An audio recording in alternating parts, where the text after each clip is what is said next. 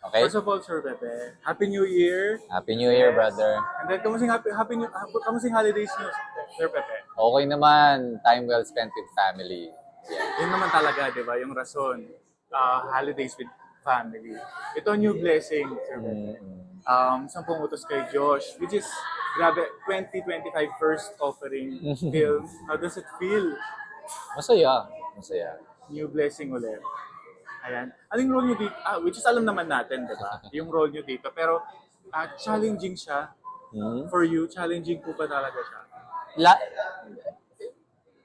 certain degree, yes. I mean, feeling ko naman lahat ng ginagampanan namin may certain level of challenge. Nagkataon lang dito, kahit na may certain level of challenge siya, nabawasan kasi mga kaibigan mo yung kasama mo. Exactly, di ba? Family na rin. Yes. Nakasama niyo si Sir Gerald sa Last Man Laughing LOL. Pero sa movie, is it your first time?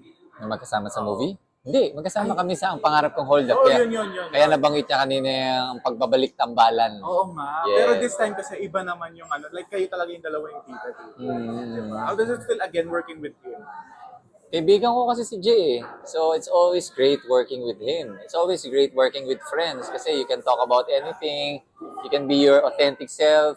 Hindi ka mahihiya na magbigay ng iba't ibang actions na kung sa hindi mo kaibigan, mag-aalangan ka.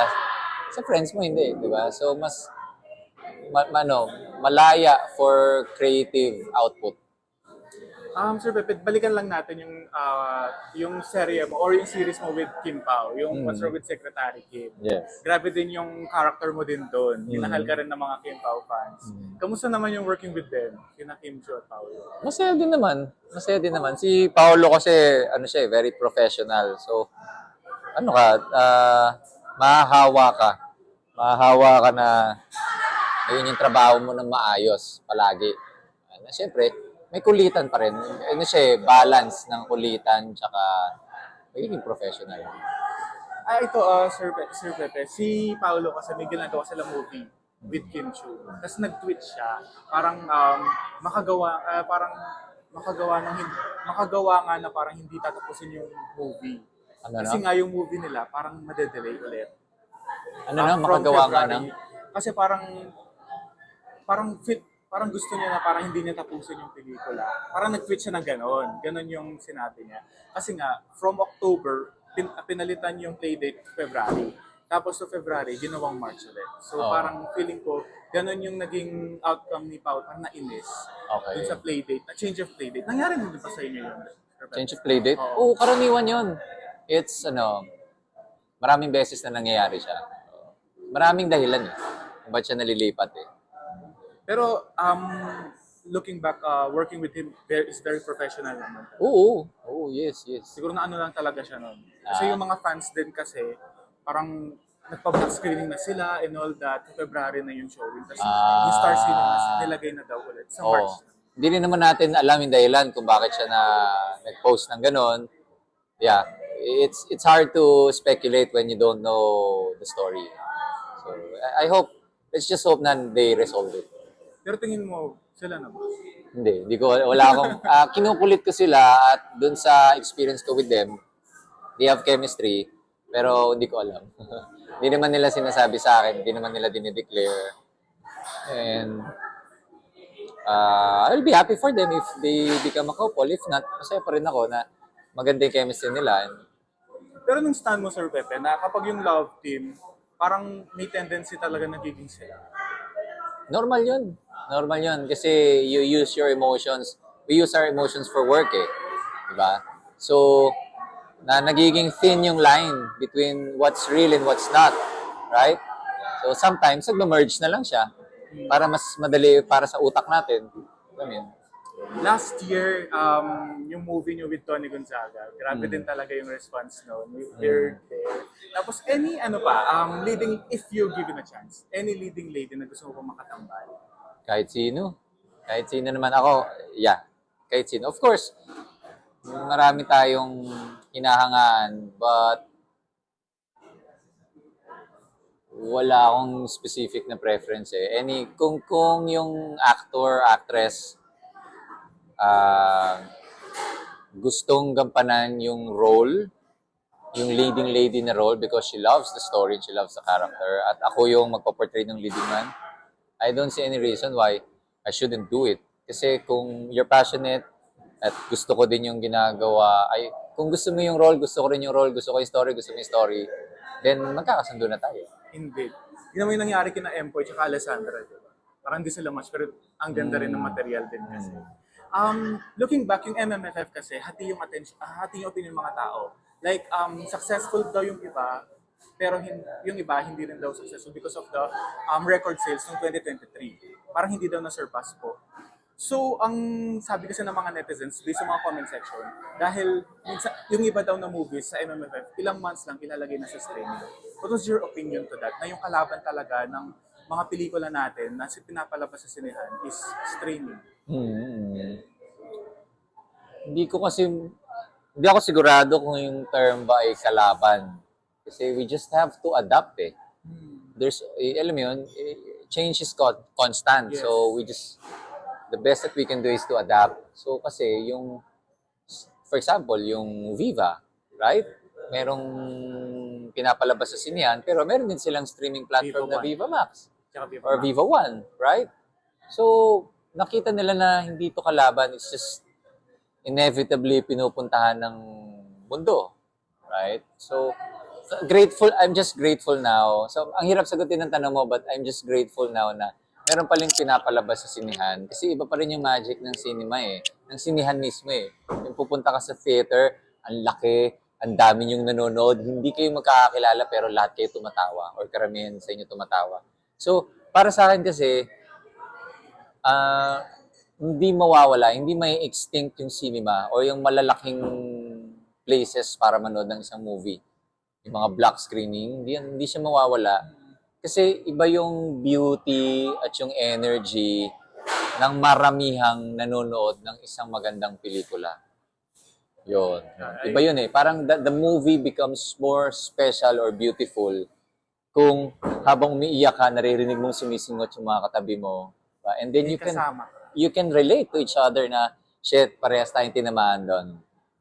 May magic din kasi talaga. Yes, it's yung magic talaga. Yun yung masasabi natin na kapag nandun ka sa sinehan, with the right movie like this one, talagang tatangkilikin din talaga. And yung word of mouth din. Yes. Nabanggit ko kasi yun, Sir Pepe, kasi yung Rewind, na which is kasama ka doon, parang sabi nila, ilang months lang na ilagay na kasi. Na ano? Nailagay na kaagad sa net. Okay. So, yeah. Eventually, kumita lahat talaga. Yun naman talaga aim natin this 2020. Yung Rewind kasi, I think, natapos na yung cinema run niya dito sa Pilipinas saka sa ibang bansa. Yes. Ay, hindi ko naman alam kasi kung mayroong culture na pinalabas ngayon after ilang months papalabas uli sa sinihan.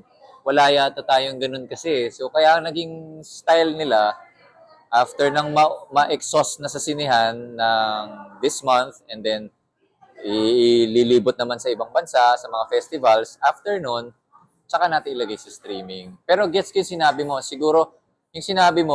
siguro sa ibang companies, kung may plano na ipalabas siya sa festivals all around Europe, pwedeng i-delay pa eh, hindi mo na ilagay sa streaming, di ba?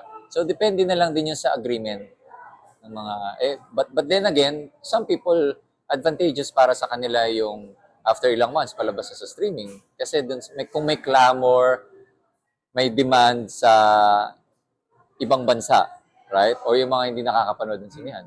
Doon nila. Saka, Excuse me. Sir Pepe, kasi yung taas din kasi ng ticket sales. Yes, so, yes. hindi pa rin bumababa. Pero hopefully para at least talagang dumugin ulit. I think sa state din ng economy natin di ba, ng isang bansa na nagiging dahilan yung pagtaas ng ticket sales. So we can only hope na eventually sana bumaba siya or mas bigyan ng mas malaking suporta ng government yung arts, yung entertainment para yung mga gustong manood na walang pambayad, the less fortunate, can support or may magi-sponsor kasi papalabas siya sa mga hindi makapagbayad. Theater man yan, any live show or recorded content. Yun yung maganda. Yun yung sanang pagtuunan din ng pansin. Yes.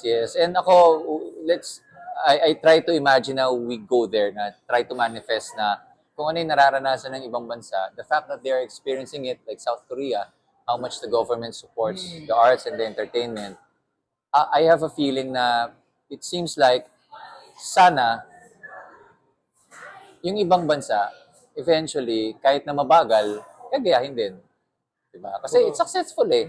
So why not repeat something that is successful? Also with the help of the senators na galing din sa showbiz, sana Yes, yes. Na nakikita ko naman na ginagawa, maaring hindi kasing bilis ng gusto natin, pero Eddie Garcia bill. yes, yes. Pero at least thank God at we can be grateful na may nangyayari ng steps. And hopefully magtuloy-tuloy. Kasi festivals, kilala talaga rin Pinoy, di ba? Like, indie talaga Yes, natin, world yes. class. So, let's try to claim a future, hopefully a near future, na dadami at dadami pa yung world-class Filipino artists natin. And then, yung invitation by different companies, local or international, but all with international standards, will give opportunities for a lot of talented Filipinos. And our economy will boom at the same time. 2025 has been good to you. Ang dami niyo pong mga ginawang movie, LOL. You mean 2024? 2024. I said 2023. Okay lang. 2024. What's store for you aside from this one? Na pwede What's niyo pong ano? i-share. What's in store? What's in store? Yeah. Okay. Ano pa ba yung aabangan namin po dito? Or pwede na sabihin? Nako, sige. Medyo marami ring in store. I'm grateful that 2025 has a lot of things already. Thank you, Start Lord. pa lang ng taon. Meron nang nagsisimula na niluluto na yung ilang projects. Kumbaga, sigurado na, niluluto na. Yung iba ipapalabas.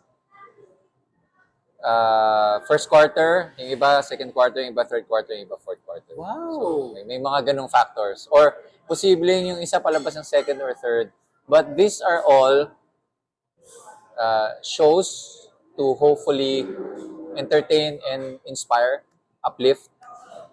At yung iba, pelikula, yung iba, live show. Wow, congrats! Congrats, Sir Pepe. Invite everyone po to catch this film.